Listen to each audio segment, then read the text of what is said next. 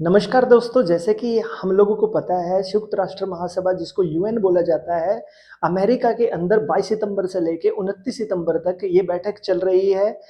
और हमारे देश की अध्यक्षता डॉक्टर जयशंकर प्रसाद जो हमारे विदेश सचिव विदेश मंत्री हैं उन्होंने की है इसकी अध्यक्षता। हमारे देश के प्रधानमंत्री मोदी जी का भी वहाँ पे जाना तय हुआ था, लेकिन जैसे कि आप लोगों को पता ही है ट्रंप के टैरिफ नीतियों की वजह से हमारे देश के प्रधानमंत्री ने वहाँ जाने से मना कर दिया।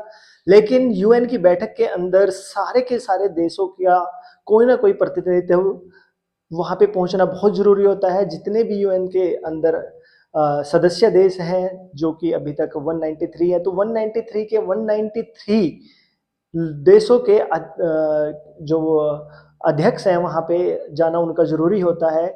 ये जो बैठक है इसके अंदर बड़े ही 2 चीज़ें बड़े ही इंटरेस्टिंग रही है। जैसे कि हम सब लोगों को पता है कि कहीं पे भी कोई बात चल रही हो, हमारे और पाकिस्तान की बातों की चुटकी पूरे दुनिया ना ले, ऐसा तो हो ही नहीं सकता। तो यहाँ पे हमारे देश के जो अध्यक्षता करने के लिए डॉक्टर जयशंकर प्रसाद जी गए थे, उन्होंने बड़े ही सुलझे तरीके से बिना किसी देश का नाम लिए हुए उन्होंने हर एक देश के बारे में भारत को लेके जो भी उन्होंने काम किए थे उन सबको स्पष्ट रूप से पूरे के पूरे यूनाइटेड नेशन के सामने रखा।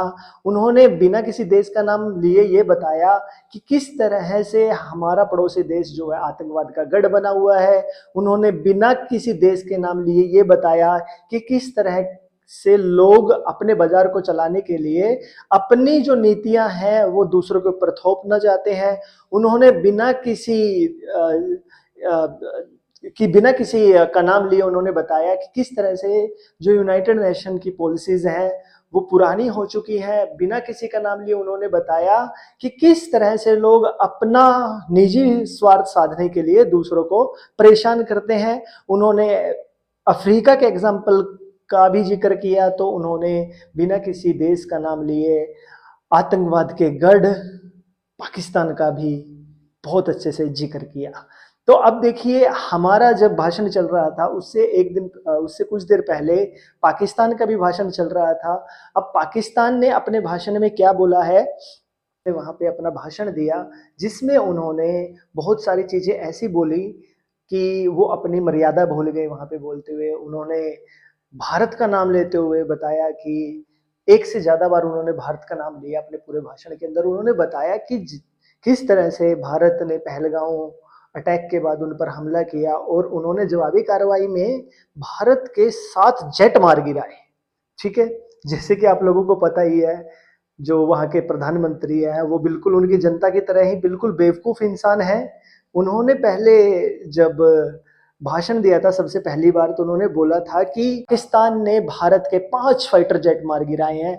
उसके बाद जब ये इनका पहला दौरा अमेरिका के साथ हुआ, उसके बाद इन्होंने बोला कि हम लोगों ने कि पाकिस्तान ने 6 जेट भारत के मार गिराए हैं।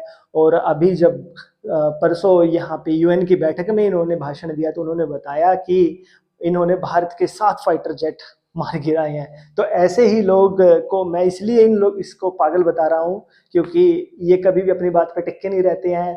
पहले 5, फिर 6, फिर अब 7। तो इन्होंने बातों ही बातों में जो ट्रंप चचा हैं उनको भी नोबेल पुरस्कार शांति का देने की गुहार लगाई है।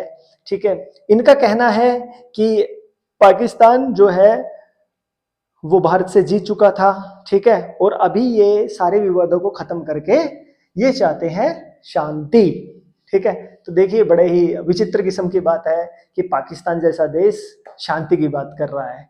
तो इसके विदेश मंत्री डॉक्टर जयशंकर प्रसाद ने यहाँ पे बड़े ही अच्छे और सुलझे हुए तरीके से बिना किसी देश का नाम लिए बहुत सारे निशाने साधे हैं, जिनमें से इन्होंने बताया है कि किस प्रकार से दशकों से क्या है जो भारत आतंकवादियों से डील कर रहा है, आतंकवादियों के हमलों का किस तरह से सामना कर रहा है।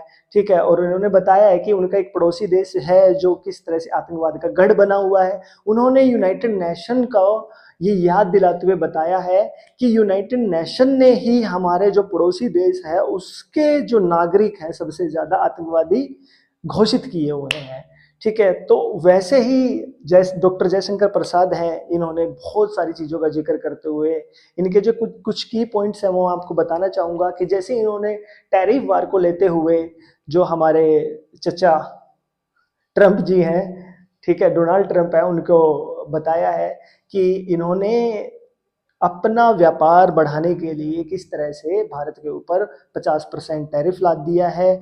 ये इनका मानना ये है, हाँ, इनका मानना ये है कि भारत ने इन लोगों की जो वस्तुएं हैं उनके ऊपर 100% ड्यूटी लगा रखी है, तो ये लोग भी भारत के ऊपर 50% टैरिफ लगाएंगे। ठीक है, जैसे कि हम जानते हैं इन्होंने पहले 25% टैरिफ का अनाउंस किया था, उसके बाद इन्होंने 25 एक्स्ट्रा टैरिफ अनाउंस किया कि भारत जो है रशिया से ऑयल खरीदता है, इसकी वजह से हम भारत के ऊपर 25% टैक्स लगा रहे, सॉरी टैरिफ लगा रहे हैं। ठीक है, तो बड़े ही दोगले किस्म की बातें इन्होंने की है कि खुद ये लोग रशिया से बहुत सारा सामान खरीदते हैं, बहुत सारा जो रेयर अर्थ मटेरियल होता है वो खरीदते हैं, यूरेनियम खरीदते हैं, लेकिन जब भारत वहाँ से अपना जो पेट्रोलियम है वो या फिर ऑयल है वो खरीदता है तो इन लोगों को चिढ़ मच जाती है।